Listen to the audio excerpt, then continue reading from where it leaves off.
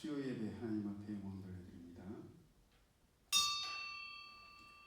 자비하시고 인애로우시며 노하기를 더디하시는 사랑의 하나님, 하나님의 은혜 가운데에 하루하루 살았고 3일 후에 주님 앞에 주일 이후 3일 후에 3일 저녁 예배로 수요 예배로 하나님 앞에 영광 돌려드립니다. 하루 종일 직장과 학교에서 일과 또 수업을 병행했던 모두를 주님께서 축복하여 주옵소서. 많이 힘들고 더운 날씨였고 피곤한 가운데 있고 또 몸이 축났던 우리 지체들도 있습니다. 주님께서 약한 부분을 치유하여 주시고 또 약한 부분을 통해서 나의 약함을 깨닫게 하시고 하나님의 강함 되심을 의지할 수 있는 죄들을 되게 하여 주옵소서. 행여나 우리가 광야의 시간을 보내고 있다면, 지나고 있다면 이 광야의 시간을 통해서 하나님께서 이루고자 하시는 하나님의 뜻이 있는 줄로 믿사오니 그것을 하루빨리 깨달아 광야에서 머물다가 광야에서 죽는 어리석은 사람들의 전철을 따라가는 저희들이 아니라 하나님의 뜻은 광야를 벗어나 약속의 땅에 들어가 그 땅에서 하나님께서 약속하신 분복을 누리며 대대손손 행복하게 살아가는 것이 하나님의 뜻임을 저희 명심하게 하여 주옵소서. 저희 옛사람은 날마다 죽어 장사 진행받게 하시고 성령님의 인도하심을 받는 새 사람으로 거듭나며 하나님께서는 저희에게 99%의 순종을 바라시는 것이 아니라 100% 완전하기를 원하신다는 것을 명심하게 하여 주옵소서. 예배 시험을 주님께 맡겨드리오며 거룩하신 예수님의 이름으로 축복하며 기도드리옵나이다. 아멘. 가장 먼저 드릴 찬양 행복입니다. 세상 사람들이 생각하는 행복과 우리가 생각하는 행복은 다르지요. 세상 사람들은 많아야 넉넉해야만 행복하다고 생각하고 잘되고 순탄해야지만 행복하다고 생각하지만 그렇지 않습니다. 하나님께서는 우리의 어려움과 또 약함을 통해서도 또 다른 이전에 생각해 보지 못했던 또 다른 차원의 행복의 길로 우리를 인도하신 줄 믿습니다. 가사를 생각하면서 찬양드리겠습니다.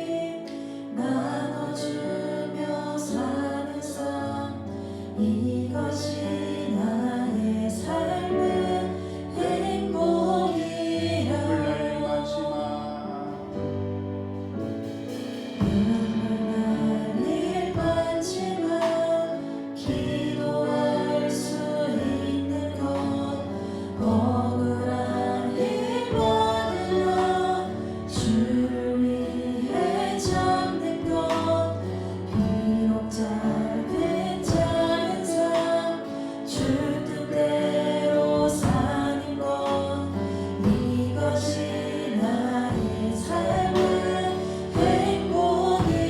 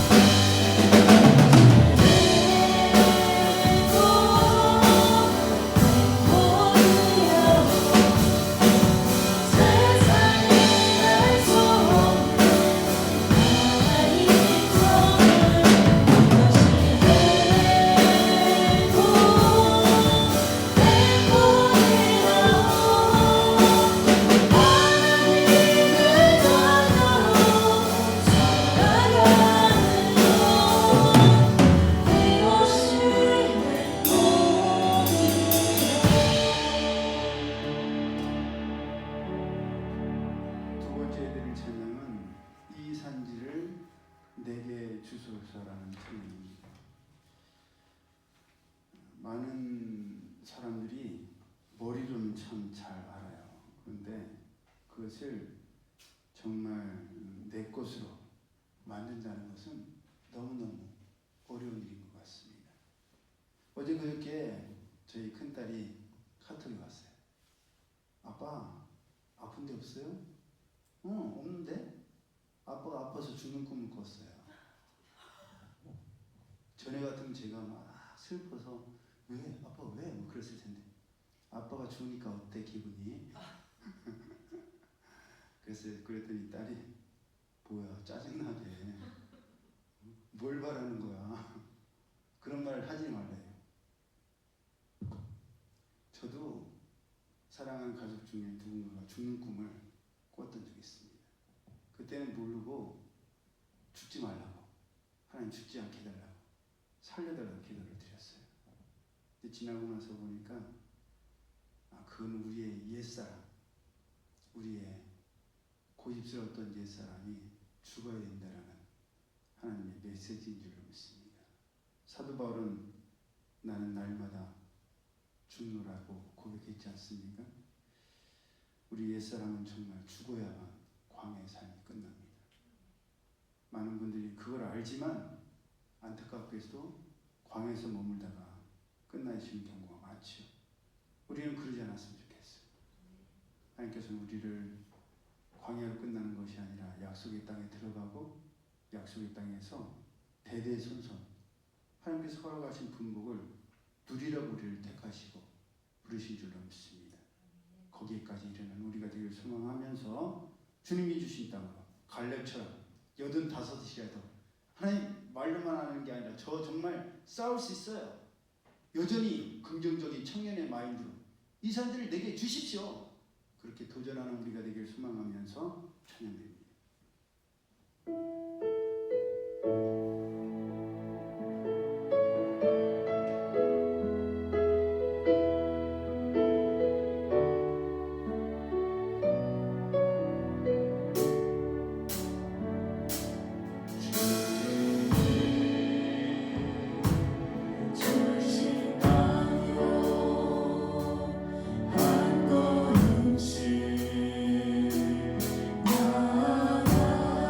날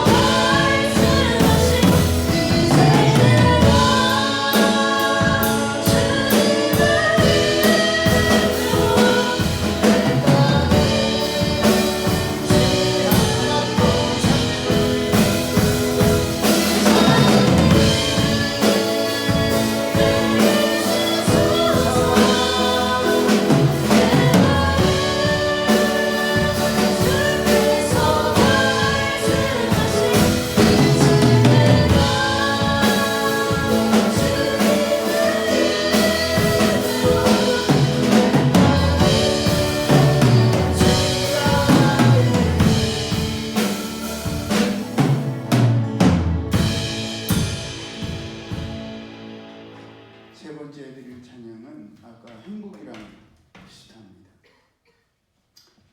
오늘 하루도 우리가 아침에 눈을 뜨고 일상을 보내고 또 수요일이기 때문에 주님 앞에 나와 예배를 드리는데 이 일상이 얼마나 귀한 것인지, 얼마나 감사한 일인지 우리가 어려운 일을 겪지 않아도 깨달았으면 좋겠어요. 저희 장인이 많이 아프셔갖고 걷지를 못하셨어요. 거의 4발로 기다시피 한 방을 들어가셨는데 지금은 많이 일주일 됐는데 허리가 조금 펴질 정도로 좋아지셨어요. 그러면서 본인이 약해지면서 언젠가는 약해질 줄 알았지만 이렇게 갑자기 약해질 줄 몰랐다고 하시면서 그동안 아픈 사람, 장애인들, 특히 장모님의 그런 어려운 부분을 생각해 본 적이 없다고. 내가 겪지를 않았으니까. 근데 겪게 되시면서 그런 부분을 헤아리게 됐다고. 그리고 남아있는 시간이 정말 얼마 안 남았다라는 게 실감이 되고, 그래서 좀 더 여유있고 조금 자상한 그런 모습으로 남고 싶다고 얘기를 하시더라고요. 그 모습 보면서 약해지는 것도 하나님의 은혜다. 약하지 않으면 그런 것을 깨닫지 못했을 테니까. 그래서 우리가 그렇게 약해지지 않아도 하나님께서 우리에게 허락하신 이 하루가 얼마나 귀하며 나에게 허락하신 이 시간이 얼마나 행복한 시간인지를 우리가 잘 헤아려서 순간순간 하나님께 감사하면서 하나님 주신 귀한 선물, 이 분복을 먹고 마시는 분복을 드리는 우리가 되기를 소망하면서 일상 찬양드리겠습니다.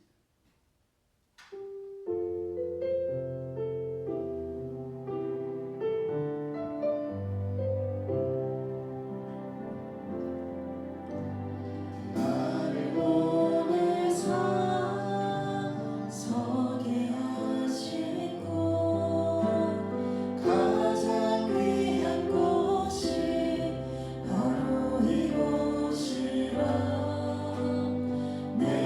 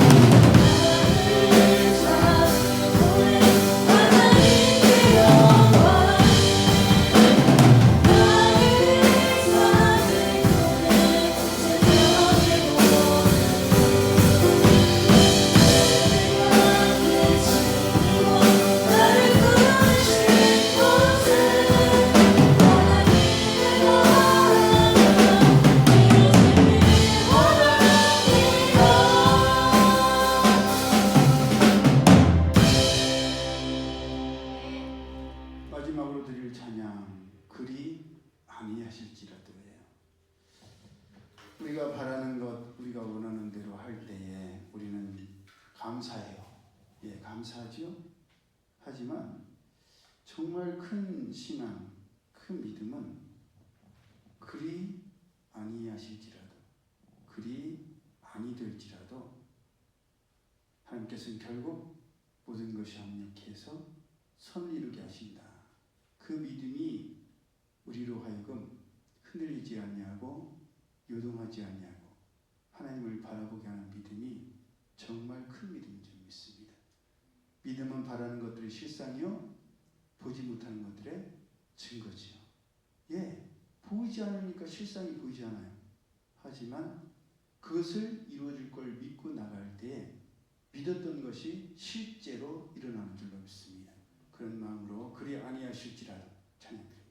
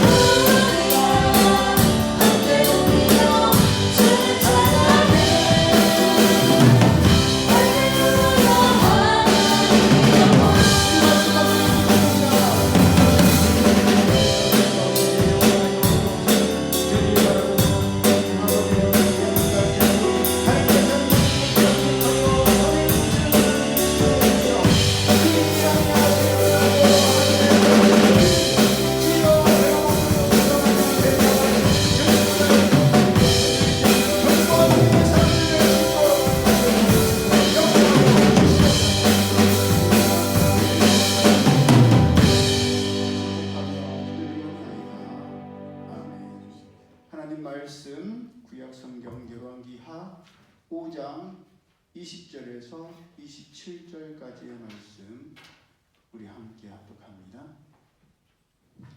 구약 성경 열왕기하 5장 20절에서 27절 말씀입니다.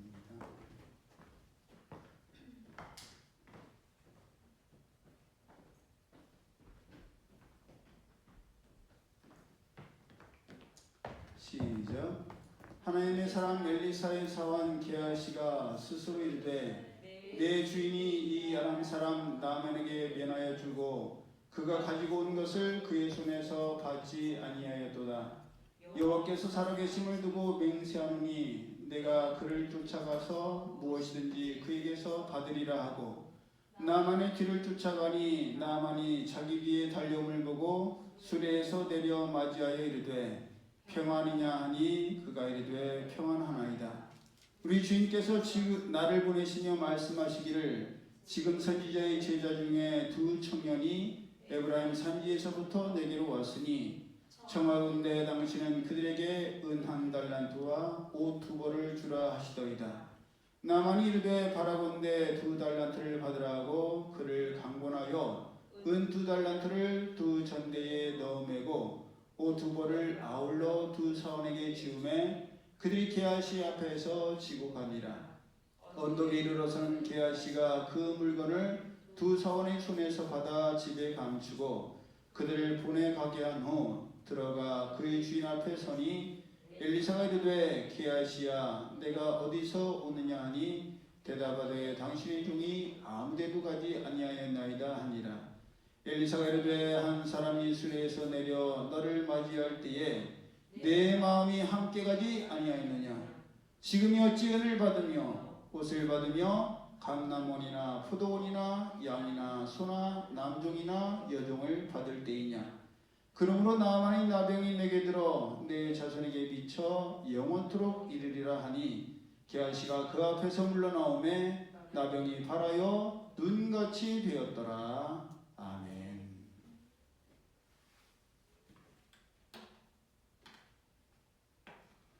우리가 함께 합독한 말씀을 본문으로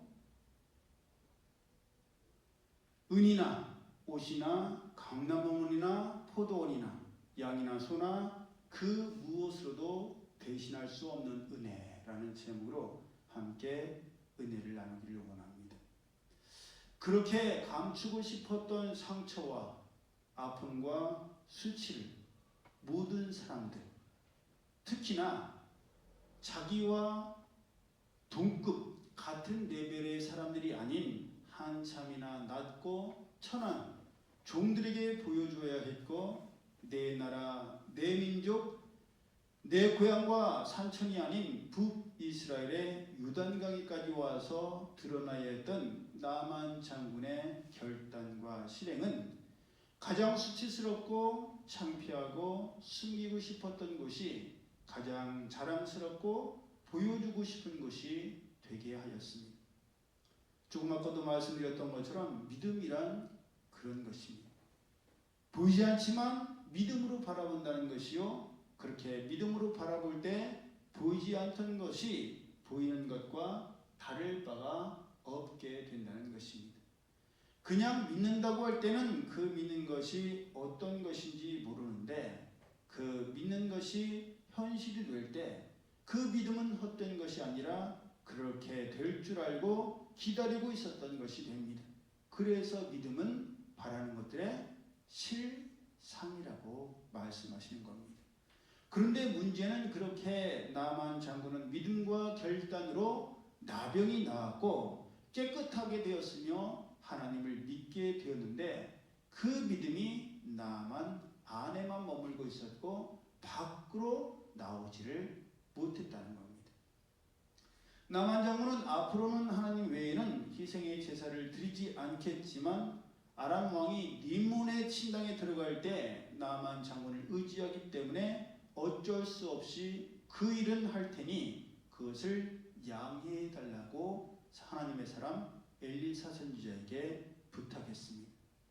그렇게 되면 비록 나만 장군은 속으로는 하나님을 믿는 것이지만 남들이 볼 때는 어떻게 돼요? 남들이 볼 때는 여전히 우상 숭배에 앞장서는 왕의 도미밖에는 안 되죠. 하나님의 은혜와 기적으로 나병이 나았으면서도 여전히 우상 숭배를 하고 있다라고 볼 것이기 때문입니다. 그러니 엄밀히 말하자면 엘리사 선지자나 하나님께만 자기가 하나님을 믿음을 고백할 것이 아니라 자기의 삶의 모든 영역을 통해서 내가 하나님을 믿고 섬기는 것에 대해서 선포하고 그 선포에 대해서 책임감 있게 살아가야 했습니다. 그 대표적인 예가 다니엘과 하나냐와 미사엘과 아사랴였습니다. 그들은 모두 바벨론의 포로였고 종이었습니다. 그들의 목숨은 자기들의 것이 아니었고 승리자요 권리자인 바벨론 사람들과 바벨론 왕 느부갓네살 왕의 것이었습니다. 하지만 그럼에도 불구하고 그들은 먹고 마시는 것에서부터 하나님의 백성으로 구별되기를 원했고, 그것을 혼자만 또는 자기들끼리만 말하고 살아가는 것이 아니라 그 믿음과 결단을 그들의 생사에 대해서 결정할 수 있는 관리자에게 고백했고 밝혔으며, 다니엘 같은 경우 그를 겨냥했음이 분명한 덫에도 변함없이 이전에 하던 대로 예루살렘을 향한 창문을 열고 하나님께 하루에 3번 기도의 시간을 드렸습니다. 그랬을 때 그들은 평상시보다 7배나 더 뜨거운 풀무불에 던져져야 했고 사자굴에 던져져야 했습니다. 하지만 그럼에도 불구하고 그들이 하나님을 믿고 신뢰하는 것에 대해서 목숨을 구걸하지 않았으며 현실에 타협하지 않았고 하나님께서 그들을 구해 주실 것을 끝까지 믿었습니다. 또한 우리가 드렸던 찬양처럼 그리 아니하실지라도 하나님만 섬기고 예배 드리겠다라고 선포했습니다. 그러니 그런 다니엘과 하나냐와 미사엘과 아사랴에 비해서 아람의 군대 장관이었던 나아만은 몸을 사려도 너무 많이 사렸고 신앙을 드러내는 것에 대해서 너무 꺼려했습니다. 하나님을 믿는다고 했을 때 비난을 받거나 손해를 보거나 억울한 일을 당하면 어떻게 하나라는 생각이 강했기 때문일 것입니다. 여러분, 사실 정서적으로나 상황적으로 볼 때 아람 왕도 나만 장군이 북이스라엘에 가서 엘리사 선지자의 처방을 받았기 때문에 병이 낫고 건강해진 것을 인정해 줄 수밖에 없었을 것이고 또 분명히 인정했을 겁니다. 그러니 사실대로 아람 왕에게 왕이시여, 제가 그동안 림몬 신을 섬겼지만 아시다시피 북이스라엘에 가서 하나님의 사람 엘리사 선지자에게 그 말대로 순종했을 때 제 나병이 깨끗이 나았지 않습니까? 그러니 제가 이제부터라도 하나님을 섬기겠습니다. 저를 좀 양해해 주십시오 라고 해도 우리가 봤을 때는 무난하게 받아들여졌을 것 같습니다. 그런데도 나아만 장군은 그렇게 고백하지 못했고 시도조차 하지 않았습니다. 왜? 말해봤자 안 될 것이요 그로 인해서 큰 낭패나 손해를 보지도 모른다고 생각했을 것이기 때문입니다. 말 안 하고 그냥 나 혼자 하나님 믿으면 되고 나 혼자 잘하면 되지라고 생각했을 것입니다. 하지만 그렇지 않습니다. 신앙은 속으로만 하는 것이 아니기 때문입니다. 로마서 10장 10절에 사람이 마음으로 믿어 의에 이르고 입으로 시인하여 구원에 이르느니라 라고 하는 말씀처럼 속으로만 마음으로만 믿는 것은 믿는 것이 아닙니다. 속으로 믿고 마음으로 믿는 것을 입으로 시인하고 고백하며 삶으로 실행함을 통해 구원함을 받게 되는 것이기 때문입니다. 씨가 아무리 좋은 씨라도 그냥 있으면 좋은 씨로 있다가 썩든지 말라버립니다. 그 좋은 씨가 땅에 심어지고 뿌려져서 자라야만 그 좋은 씨가 발아하고 자라서 아름답고 좋은 열매를 맺을 수가 있는 것이에요. 그렇게 오늘 예배드리는 우리 모두의 신앙도 속에만 머물러 있지 않냐고 내 마음에만 머물러 있지 않아야 됩니다. 입으로 시인하고 고백하며 행함으로 실천해야 하는 거예요. 그것이 뭐예요? 아멘입니다. 그것이 바로 아멘이 내 속에만 맞는 말씀이야. 그래, 하나님 그렇게 되기를 원합니다. 속으로만 생각하는 것이 아니라 아멘으로 고백하는 거예요. 시인하는 겁니다. 그럴 때 놀라운 역사가 우리의 삶 가운데 일어나게 됩니다. 제가 여러 번 말씀드리지만 극동방송을 듣다 보면 새끼라라는 프로그램을 합니다. 세상을 깨우는 라디오죠. 3시에 해요. 그런데 이 프로그램 진행 중에 신앙생활을 쉬고 있었던 성도들, 그분들을 일컬어서 뭐라고 부르냐, 보통 우리는 가난한 성도라고 하잖아요. 그 프로그램에서는 방학 중인 성도들이라고 얘기를 해요. 방학을 몇 년이나 했냐, 그렇게 따지는데 그 방학 중인 성도들에게 전화를 겁니다. 그래서 형제나 이웃이나 부모나 친구나 아는 사람들이 사연을 적어 보내는 거예요. 제가 사랑하는 누구누구가 신앙생활을 쉬고 있습니다. 방학 중이에요. 좀 방학 중에서 깨워주세요. 그렇게 사연을 보내면 그 극동방송 진행하는 PD가 생방송 중에 그 대상한테 전화를 걸어요. 전화가 가면 그쪽에서 모르고 있다가 받잖아요. 여보세요? 그럼 안녕하세요. 여기는 극동방송입니다. 극동방송 혹시 들어보셨어요? 뭐 전에는 들어봤죠. 예, 그 극동방송 지금 생방송을 하고 있습니다. 뭐 누구누구 씨 아시죠? 그분이 우리 누구누구 씨에게 그동안 신앙생활을 쉬고 있었던 분에게 다시 신앙생활을 하게 해달라고 전화를 부탁드렸어요. 그래서 생방송으로 인터뷰를 전화를 드린 겁니다. 그러면 굉장히 적극적으로 반응하시는 분들도 있지만 시원찮게 대답하시는 분들이 대부분이에요. 뭐하러 이런 걸 또 신청해갖고 사람을 곤란하게 만드냐고. 알았다고. 무슨 말인지 알고 무슨 취지인지 결국 나오라는 얘기잖아요. 교회에. 알아서 내가 생각해보고 내 마음이 응하면 나가도록 하겠다라고 좋게 끝날라고 해요. 그런데 PD는 놔주지를 않습니다. 그렇게 편하게 놔주지를 않아요. 그렇게 애매하게 대답하시면 안 되고 지금 이 시간 저와 함께 같이 기도를 드리시죠. 기도드리겠습니다. 사랑하는 하나님, 그럼 따라서요. 사랑하는 하나님, 사랑하는 누구누구 형제가 이 시간 하나님 앞에 나아가길 원합니다. 잃어버리고 있었고 쉬고 있었던 그의 신앙이 부활하신 예수님처럼 다시 부활하고 새롭게 솟아나기를 원합니다. 이 시간 마음으로 주님을 나의 구주로 영접합니다. 내 마음속에 들어오셔서 이 형제의 주인이 되어 주십시오. 예수님의 이름으로 기도드립니다.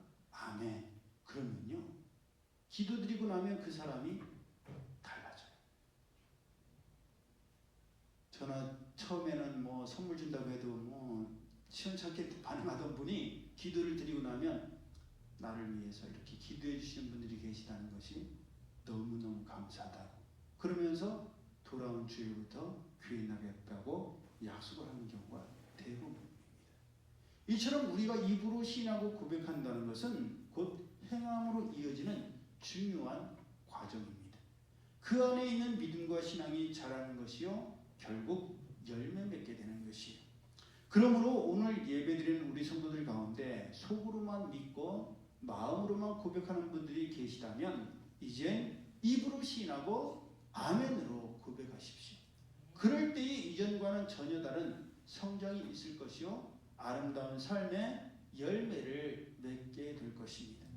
너무나도 당연한 것이지만 나 혼자 있을 때에도 무엇을 먹든지 마시든지 하나님께 감사의 기도를 드려야 되고, 다른 사람들과 함께 있을 때에도 변함없이 감사의 기도를 드리고 무엇인가도 해야 합니다.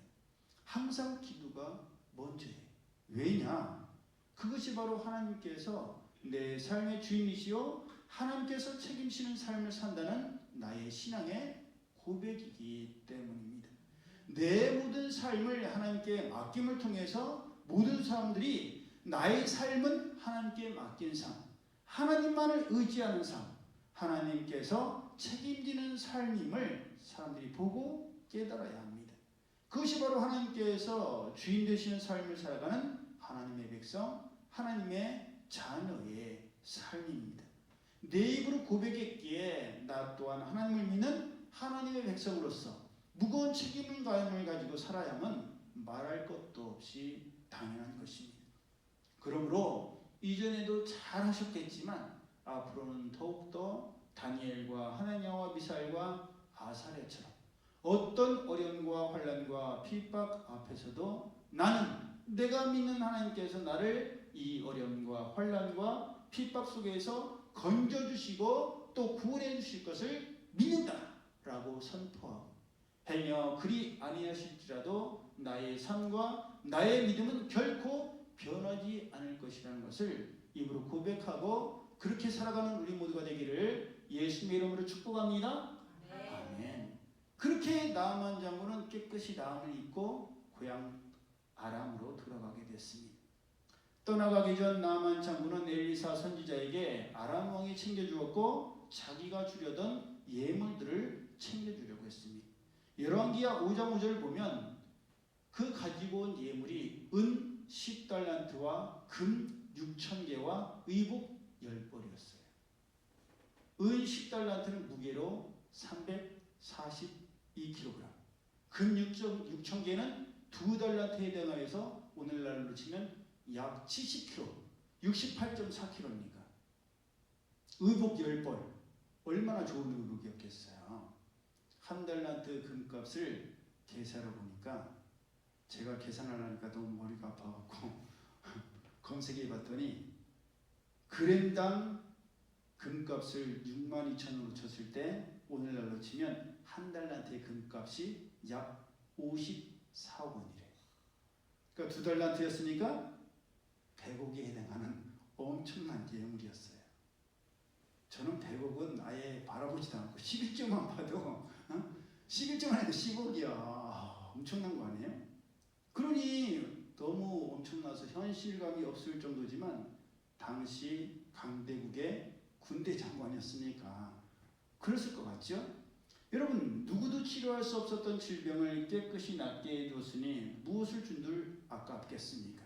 아낌없이 드리고 싶었을 텐데, 그런데도 하나님의 사람 엘리사 선지자는 나만 장군이 주려고 하던 그 많고 엄청난 예물을 받지 않았습니다.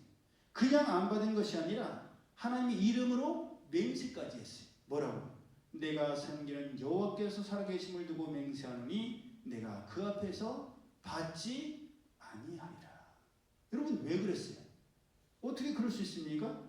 분명히 하나님께서는 하나님의 이름을 망령되이 일컫지 말라고 하셨고 하나님의 이름으로 맹세하지 말라고 하셨는데, 하나님의 사람이라고 불리는 엘리사 선지자가 어찌 이렇게까지 하나님의 이름을 두고 맹세했느냐 말이에요. 그것은 나만 장군의 나병을 낫게 한 것이 엘리사 선지자 자신이 한 것이 아니었기 때문입니다. 하나님께서 낫게 하셨고 자기는 단지 하나님의 말씀을 나만 장군에게 전했기 때문입니다. 단지 하나님의 말씀을 전하고 하나님의 방법을 전했을 뿐인데, 그것만으로 오늘날의 100억에 해당하는, 그렇게 많지 않더라도 조금의 대가를 받는 것은 있을 수가 없는 일인 거예요.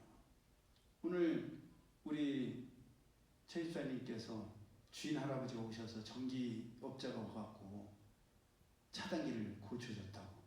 그래서 저희 교회도 차단기 고쳤더니 전기가 들어와요, 집사님. 그랬더니 목사님 얼마 들으셨어요? 제가 자재값을 얘기를 했어요. 그랬더니 우리 집에 왔던 전기업자는 10만 원 받아갔어요. 자재값이 얼마인지 알아요? 5,000원. 5,000원보다 안 많아요. 7,000원, 7,000원. 아. 7,000원을 10만 원 받은 거예요. 기가 막히지 않습니까? 그냥 간단해요. 나사 풀고 거기에다가 전기선 넣고 나사 쪼이면 끝나요. 그러니 예수님께서는 마태복음 10장 8절을 통해서 제자들을 각 마을로 파송하시면서 더러운 귀신을 쫓아내며 모든 병과 모든 약한 것을 고치는 권능을 주신 뒤에 제자들에게 뭐라고 말씀하세요? 너희가 거저 받았으니 거저 주라고 말씀하셨습니다. 예. 여러분, 우리가 가지고 우리가 누리는 것 중에 하나님께서 주시지 않은 것은 아무것도 없어요. 우리는 빈손으로 왔고 갈 때에도 빈손으로 돌아갈 겁니다. 그러니 하나님께서 거저 주셨는데 하나님으로부터 거저 받은 것을 나는 값을 주고 팔아서는 안 되는 거지. 그것은 양심이 없는 겁니다. 때로 당근을 보다 보면 말도 안 되는 것을 파는 사람들이 있어요. 뭐 명절에 대통령이나 시장이나 그런 사람들로 받은 선물이 분명해 보이는 것을 파는 사람들이 있어요. 대통령이 준 시계, 넥타이, 뭐 선물, 버섯 뭐 그런 거 들어가 있는 거, 그런 거 파는 분들도 있고, 그건 그럴 수 있다 쳐더라도 그것도 말도 안 되는 일이지만 어떤 경우는 당근에서 나눔을 받은 거를 돈을 주고 파는 사람들이 있어요.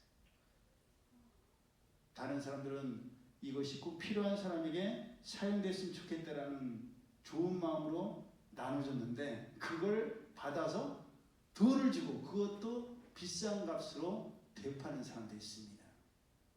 그것은 양심이 없는 것이지요.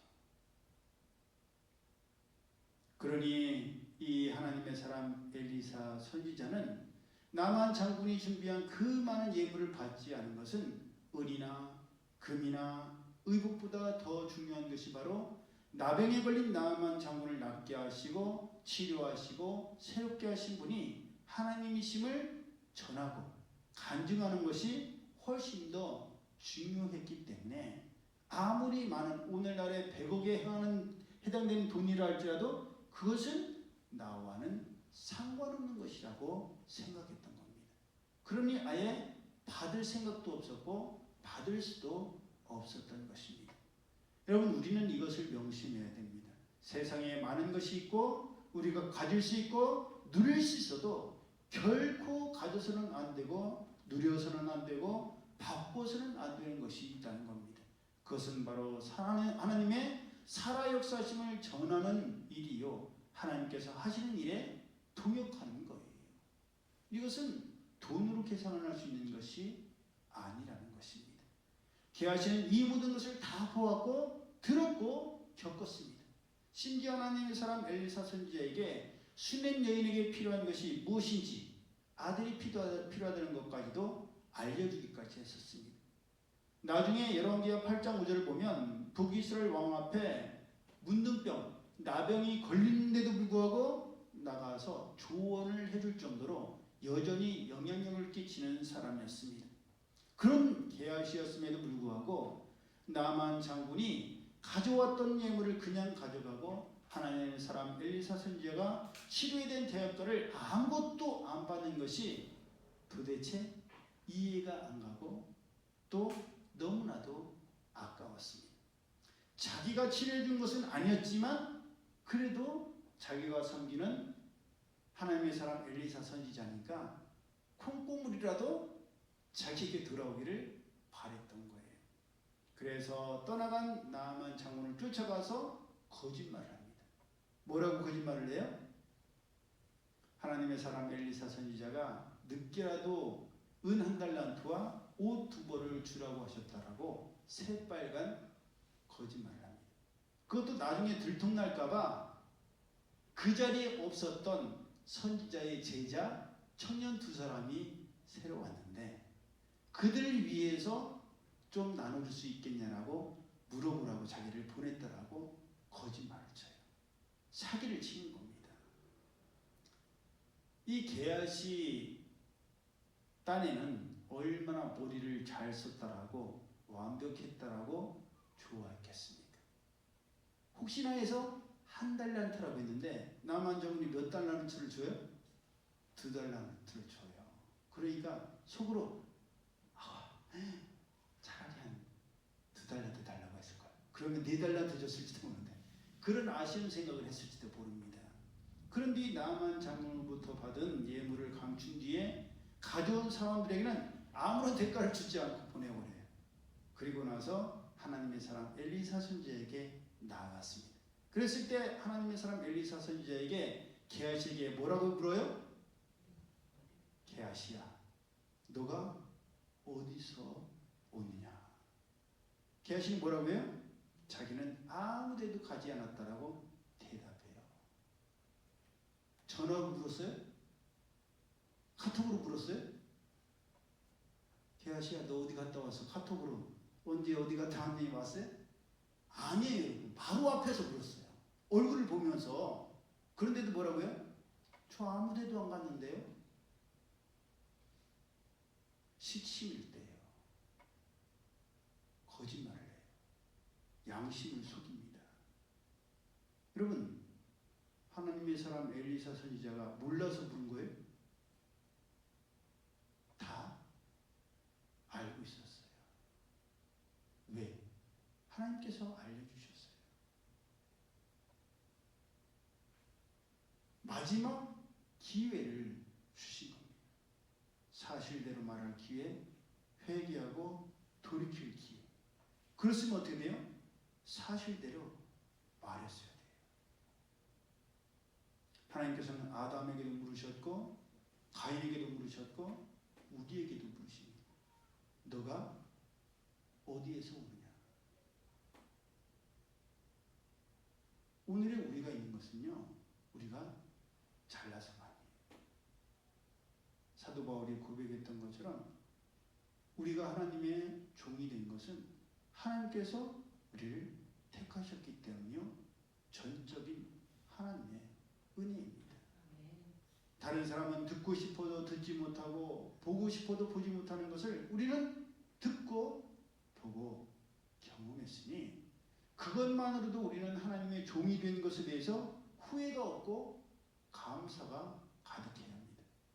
그런데 그것으로 족한 줄 알지 아니하고 그 귀하고 크신 하나님의 은혜를 기껏 은이나 옷이나 감람원이나 포도원이나 양이나 소나 남종이나 여종과 바꿔서는 안 되는 것입니다.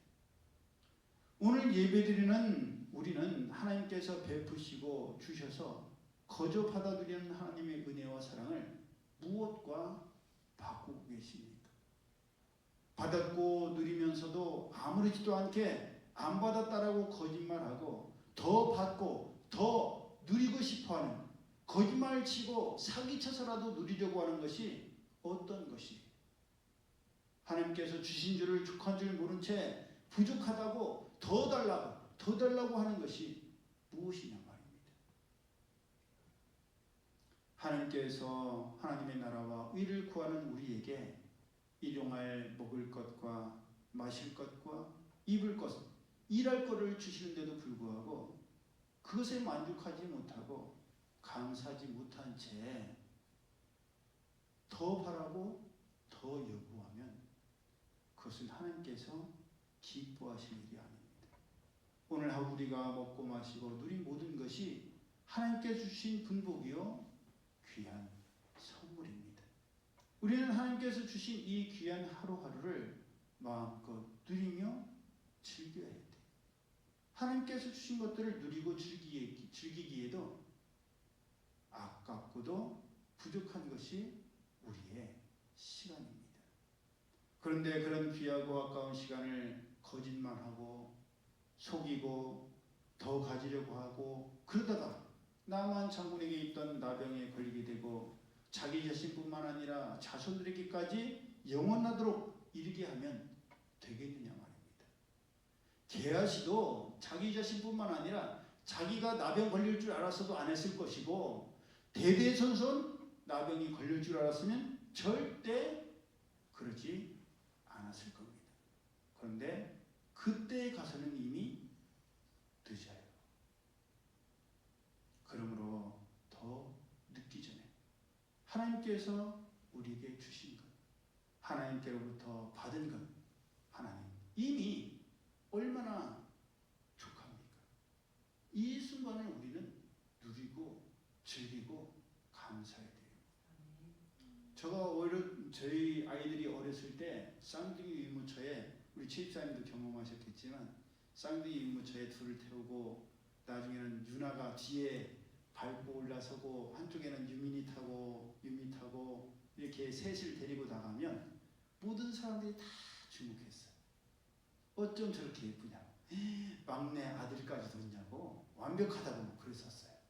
그러면서 어른들이 꼭 한마디 하셨어요. 지금이 제일 좋은 때다. 그럼 제가 속으로 아유 잠도 못 자고 지금 얼마나 했는데 지금이 제일 좋은 때라고 하시냐고. 지나고 보니까 알겠더라고요. 정말 그렇게 아장아장 걸어다니고 안기고 아빠 새끼손가락만 이렇게 해도 양쪽에서 이렇게 자꾸 걸었을 그때가 행복한 때였다는 걸 지나고 나니까 알아요. 근데 지금 또 어른들이 그래요. 애들이 결혼하기 전에 옆에 있을 때 이때가 제일 좋은 때라고.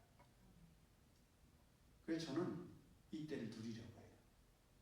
이때를 감사하려고 합니다. 아까도 우리 신지 태지가 찬양드리고 있는데 제가 옆모습을 봤어요. 언젠가 녀석들도 헐헐 나가서 시집가고 그렇게 되겠지만 사역을 나가고 그렇게 되겠지만 그때를 슬퍼하지 말고 지금을 누리자. 지금을 감사하자. 이렇게 함께 찬양 드리고 함께 하나님께 예배 드리고 들으시면서도 봤지만 고칠 수 있으면 감사해요. 그렇지 않습니까?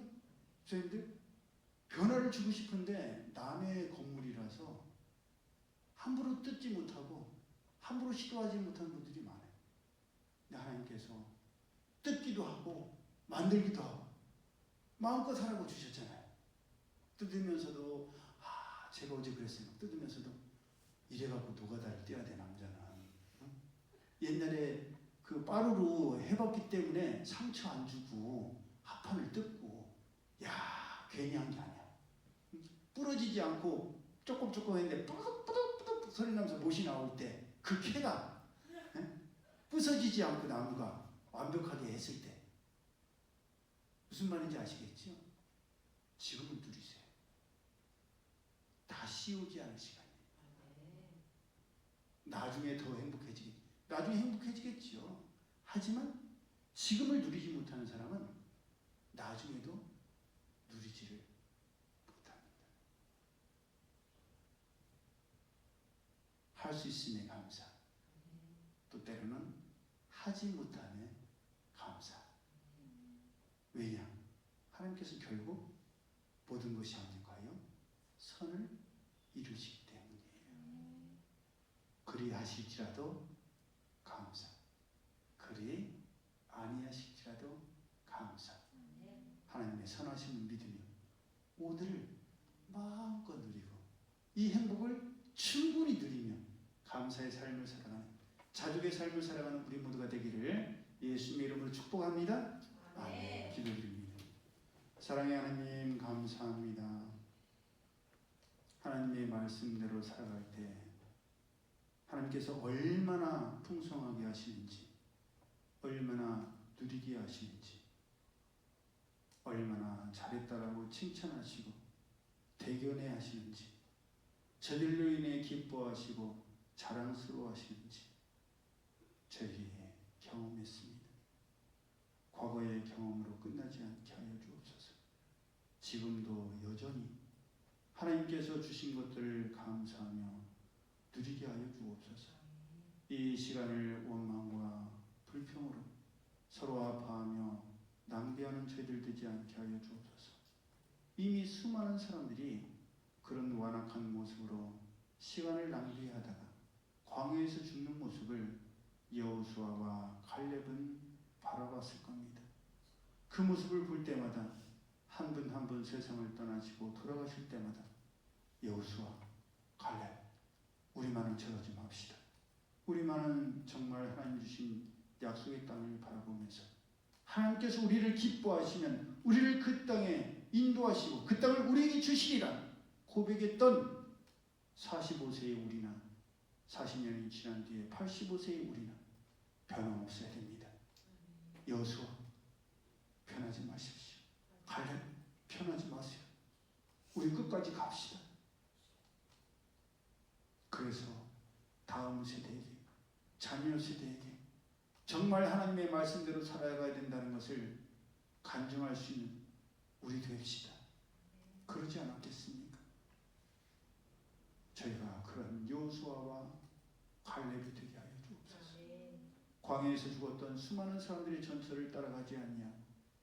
하나님께서 모세도 아론도 들어가지 못한 그 약속의 땅에 들어가게 하시고 누리게 하신 그 분복을 마음껏 누리며 어떠한 상황에도 어떠한 환경에도 원망하지 말고 불평하지 말고 하나님께서 이루실 선을 바라볼 때 하나님께서는 이렇게 우리를 책임지셨다 고백하고 가르칠 수 있는 믿음의 선진들 되게 하여 주옵소서. 이제는 우리 주 예수 그리스도의 은혜와 하나님 아버지의 그 크신 사랑하심과 성령님의 교통하심, 하나님께서 누리게 하시고 하나님께서 즐기게 하신 이 모든 것들이 얼마나 귀한 줄 알고 세상의 그 어떤 것과도 바꾸지 않기를 원하는 이들 모두에게 이제로부터 영원히 함께 하실지어다. 아멘.